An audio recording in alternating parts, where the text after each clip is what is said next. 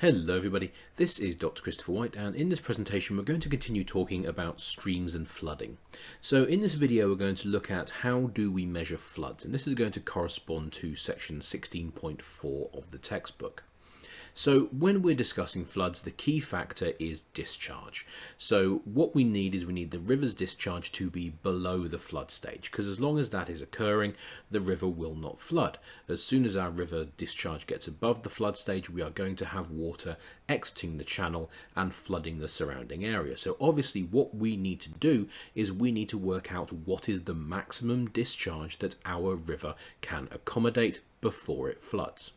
So let's start by thinking about discharge. So the discharge is simply a measure of the volume of water flowing through a given point on a channel over a set period of time. So in this instance you can see we have our river here marked out in grey, and we can take three measurements. We obviously have the width of the body of water, we have the height of the body of water, and we have the speed, the velocity at which that water is moving. And so we can calculate the discharge relatively easily. So we're going to calculate the area by taking the width and multiplying it by the depth. That will give us the area of the water, and then we're going to take that value and multiply it by the velocity, and that will give us our discharge. So in this case you can see that discharge is below the flood stage because the floodplain's here. So in order for us to exceed the flood stage, we need to have a discharge in excess of the height of the bank. So what we can do is we can actually calculate what discharge would be required to completely fill the channel. And so we can do that by taking the height from here to here. We can take the width from there to there, and then we can calculate, and then we can apply an average velocity for the speed of the water moving through the channel, and from that we can calculate the maximum discharge that the channel can accommodate. And of course once you go above that value you're going to have a flood. So that's how we work out what the flood stage is for each river, or should I say for each portion of a river. So we're going to go through a couple of worked examples where we're discussing discharge. So in this instance you can see we have our river channel, and we're going to start by calculating the area. Well, if you look, we have 1, 2, 3, 4, 5, 6, 7, 8, 9, 10. So we have 10 1 meter by 1 meter squared. So this means we're going to do a simple area calculation. It's going to be 10 multiplied by 1. So we know that this area here is 10 square meters.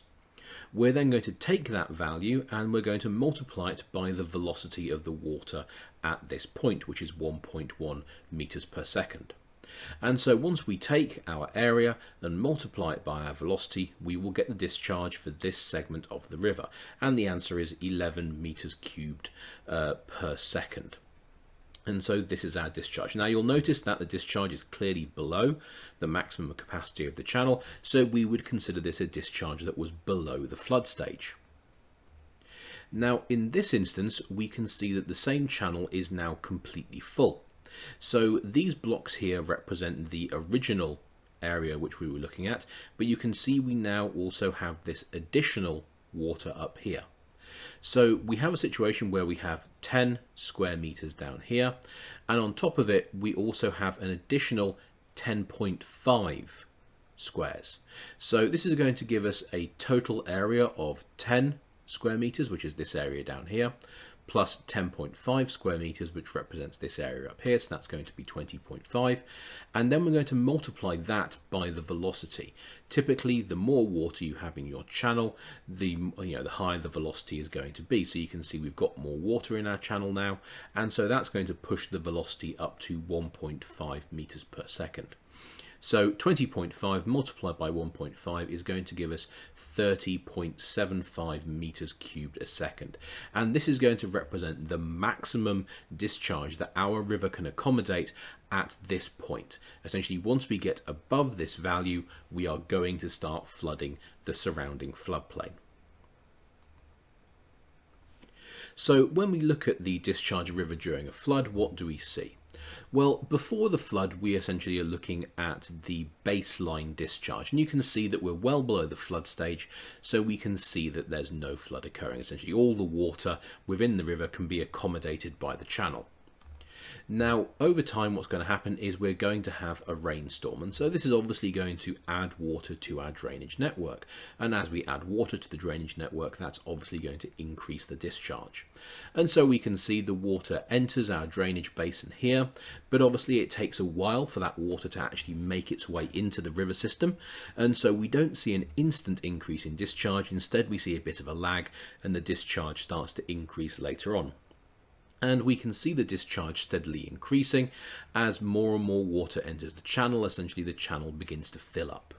And so this means the area of water in our channel is going to increase because we've got more water in there. And also because we're trying to push more water through our channel, the water will naturally speed up. So the velocity will increase as well. And of course, increased area multiplied by increased velocity is going to equal increased discharge. And so we can see our discharge creeping up. And at this point here, we cross our flood stage. So now we've exceeded the maximum capacity of our channel. And from this point onwards, the river is going to be overflowing with water covering the surrounding floodplain. Now, once we reach our peak discharge, we're then going to have the discharge dropping back down as water comes back off the floodplain and re-enters the river channel, and eventually our discharge will return to our original baseline. So the next thing we need to think about is what is the probability that a flood will occur. So if we look at this graph over here, you can see that we have discharge data for the Yellowstone River. So what we can see is we have data points for a given period of time. You can see we have data going from pre-1924 to post-1993. You can also see over here on the y-axis we have discharge in meters cubed per second, and this is going to represent the maximum discharge that our river achieved each year. So if we look at the graph, we can see that it's split into three separate regions. We have a lower than normal flow, the average flow, and the higher than normal flow. So if we're worried about flooding, typically we'll only be worried about discharges that will be in excess of this line here. Normally, if the discharge is normal or below average, well, that's going to mean that your river is isn't flooding. So what we can see is that over our given time period, there have been several occurrences at which the discharge exceeds essentially this boundary and we have a higher than normal flow. So the thing that we'll be doing is we'll be trying to see how many times over a given time period does this kind of event occur, and what are the discharges which occur during these events.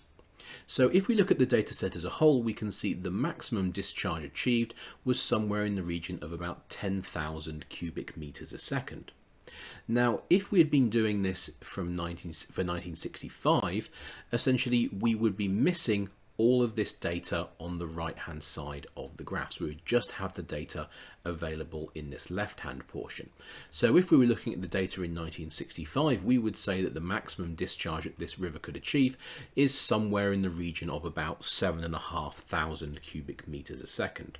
So you can instantly see that the more data you have, the more information you will be able to work with, and therefore the more accurate your models will be. So how do we actually calculate the possibility of a river flooding? Or more accurately, how do we calculate the possibility of a certain level of discharge for our river? Well, what we have to do is we have to calculate what's called the recurrence interval. So what we'll do is we'll take a data set, and let's say for argument's sake our data set contains 100 years of data, and we have one data point for each year. And this is going to represent the maximum discharge for that year. So the point in the year when the river was at its fullest. So what we're going to do is we're going to have 100 data points in total. And so what we're going to do is we're going to rank those data points. And we're going to say, right, the largest discharge is going to have a rank of number 1, and the lowest discharge is going to have a rank of 100. And so we're going to calculate the recurrence interval for each of these individual data points by simply taking 1, adding the total number of data points, which is going to be 100 in this case, and then we're going to divide it by the rank. And so for the maximum flood, it's going to be 1 plus 100 divided by 1. So obviously that's going to be a reasonably large number.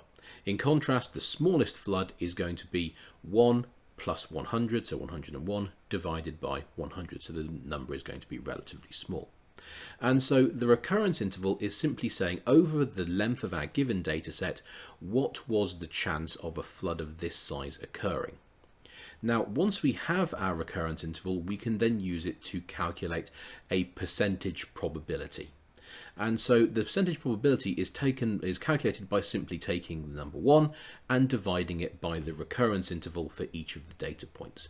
So for each of the 100 data points, we'll take 1, we'll divide it by the recurrence interval, and that will then be plotted on a graph that looks like this.